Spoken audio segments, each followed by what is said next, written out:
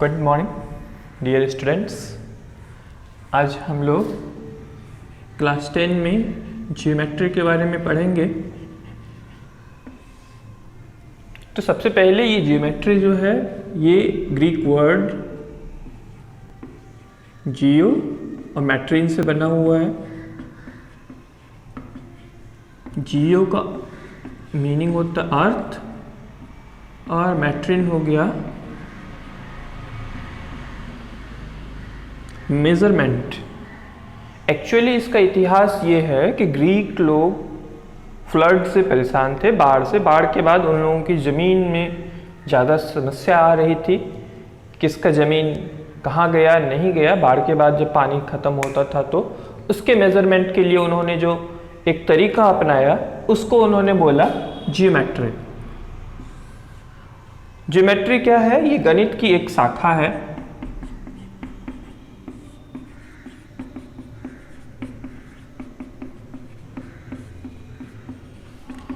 जिसमें हम लोग पॉइंट्स, बिंदु, रेखा,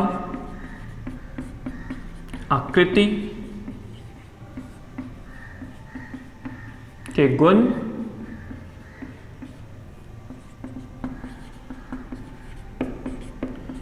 एवं संबंधों का अध्ययन करते हैं। पिछली कक्षा में क्लास 9 में हम लोग पढ़ चुके हैं त्रिभुज के सर्वांग समता के बारे में, और इस चैप्टर में हम लोग पढ़ेंगे आकृति के समरूपता के बारे में।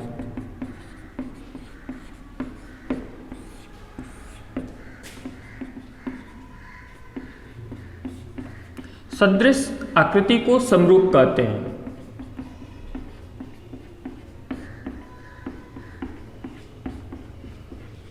समरूपता के लिए जरूरी नहीं है कि उसका आयाम बराबर हो।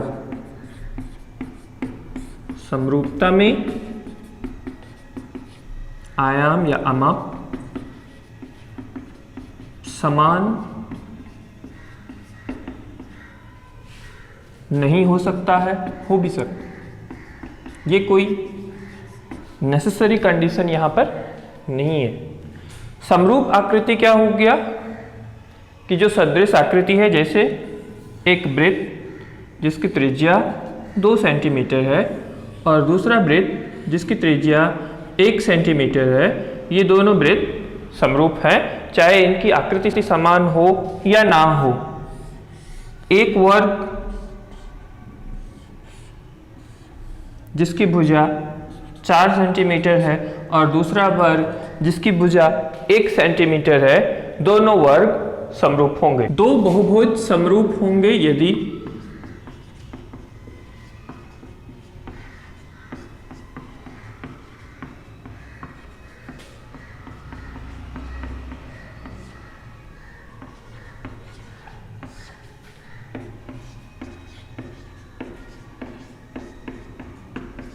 उनके संगत कोण समान हो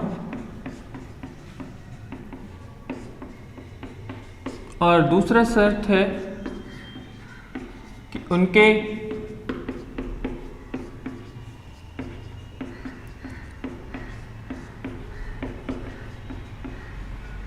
संगत भुजाओं का अनुपात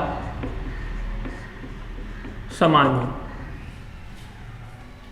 जैसे हम लोग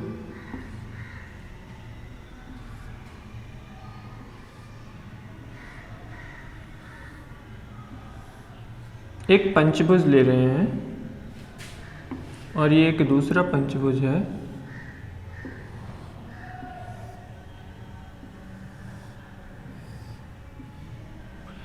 इसका समान लंबाई का नहीं है, लेकिन यदि इसके कोण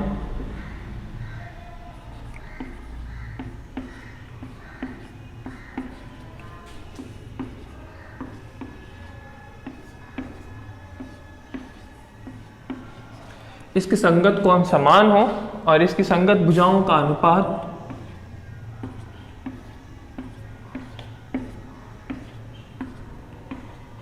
संगत भुजाओं का अनुपात समान हो तो ये दोनों बहुभुज समरूप होंगे। दो त्रिभुज ले रहे हैं ए बी सी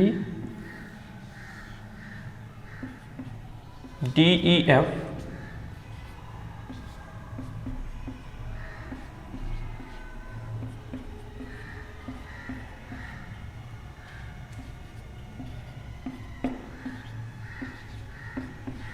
यहां पर हम देख रहे हैं कि कौन ए बराबर है कौन डी के, कौन बी बराबर है कौन ई के, कौन सी बराबर है कौन एफ के, संगत कौन बराबर है और संगत भुजाओं का अनुपात ए बी बटे डी ई बराबर 1/2 बी सी बटे ई एफ,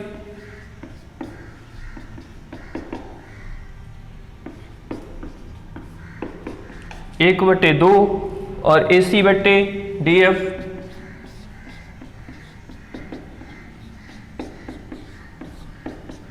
एक बटे 2। संगत कौन समान है और संगत भुजाओं का अनुपात बराबर है, इसीलिए ये दोनों त्रिभुज ए बी सी और डी समरूप है। किसी भी बहुभुज के समरूप होने के लिए दो शर्त है, उनके संगत कौन समान हो और उनकी संगत भुजाओं का अनुपात समान। एनसीईआरटी का पहला प्रमेय 6.1 थिल्स प्रमेय या इसी को बोलते हैं बेसिक प्रोपोर्शनैलिटी थ्योरम, आधारभूत समानुपातिकता प्रमेय। ये प्रमेय है यदि किसी त्रिभुज के एक भुजा के समांतर खींची गई रेखा से इस दो भुजाओं को भिन्न भिन्न बिंदुओं पर प्रतिच्छेद करती है तो वह रेखा उन भुजाओं को समान अनुपात में विभाजित करता है।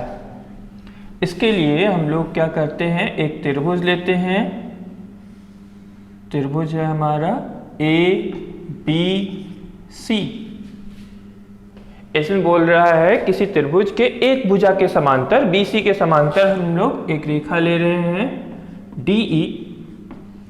ये समांतर रेखा से इस दो भुजा ए बी और ए सी को भिन्न भिन्न बिंदु डी और ई पर प्रतिच्छेद करती हो तो वह रेखा डी ई उन भुजाओं को यानी ए बी और ए सी को समान अनुपात में विभाजित करती है। तो इसमें हम लोगों को दिया हुआ है ए बी सी एक त्रिभुज है जिसमें डी ई समानांतर है बी सी तथा रेखा डी ई भुजा ए बी को बिंदु डी एवं भुजा ए सी को बिंदु ई पर प्रतिच्छेद करती है।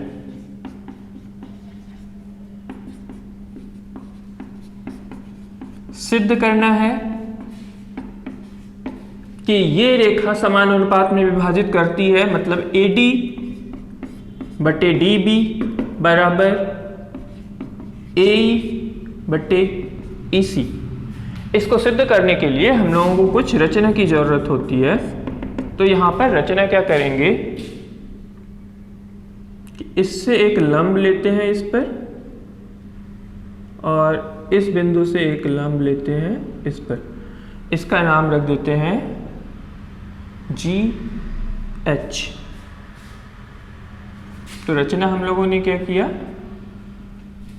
डी एच लंब खींचा किस भुजा पर, ए सी पर, और तथा ई जी लंब डाला कहाँ पर, ए बी पर, और मिलाना पड़ता है इसको और इसको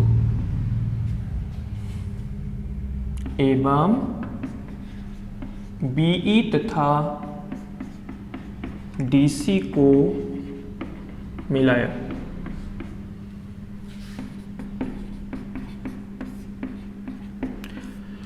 प्रमाण में हम लोग देखेंगे हम लोगों को क्या सिद्ध करना है, AD बटे DB।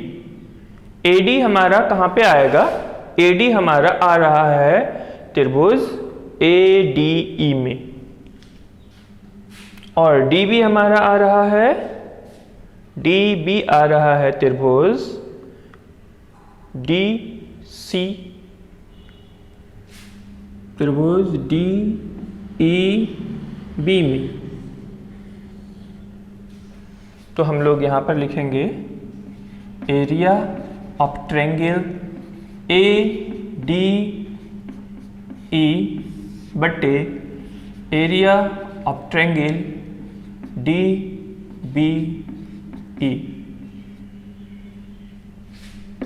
त्रिभुज की ऊंचाई हम लोग जानते हैं होता है 1/2 गुना आधार, आधार इसका हो गया AD गुना ऊंचाई, ऊंचाई इस त्रिभुज के लिए हो गया EG बट्टे 1/2 गुना DBE, DBE के लिए आधार क्या हो गया DB, और ऊंचाई इसके लिए भी क्या हो जाएगा EG। ये 1/2 कैंसिल हो गया, EG कैंसिल हो गया, इक्वल्स टू AD बट्टे DB। दूसरा हम लोगों को चाहिए AE बट्टे EC। AE कहाँ मिलेगा, AE भी मिलेगा हमको ADE में।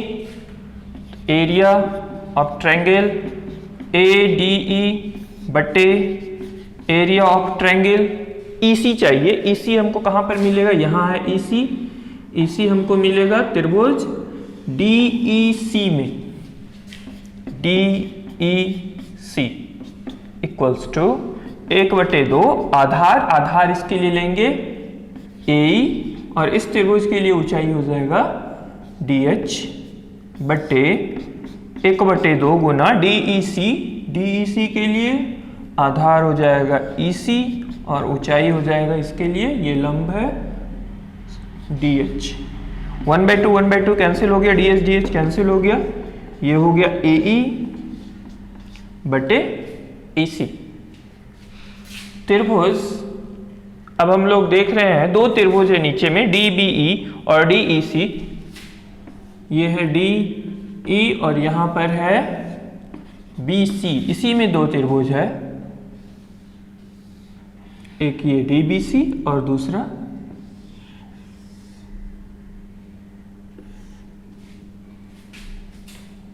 त्रिभुज DBE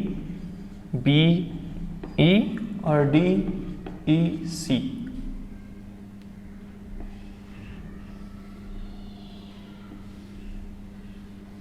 इस दोनों के लिए एक ही आधार है, कौन सा DE।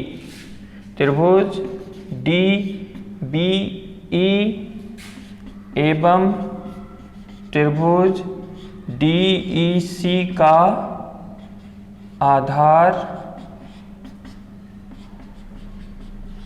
समान है, ब्रैकेट में लिखेंगे DE, एवं समांतर रेखा DE तथा BC के बीच स्थित है।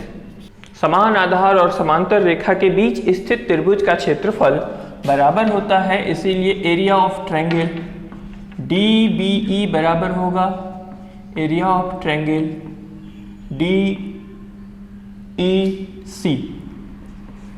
यदि ये बराबर होगा तो 1 एरिया ऑफ ट्रायंगल DBE बराबर होगा 1 एरिया ऑफ ट्रायंगल DEC।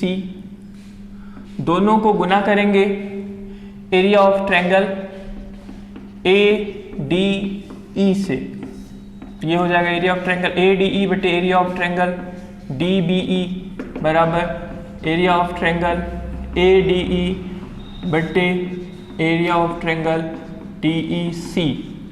अभी हम लोग रिजल्ट जो आया है ADE बटे DBE का, ये है AD बटे DB। इसका जो रिजल्ट आया है वो है AE बटे AC। यही हम लोगों को प्रूव करना था। Thank you.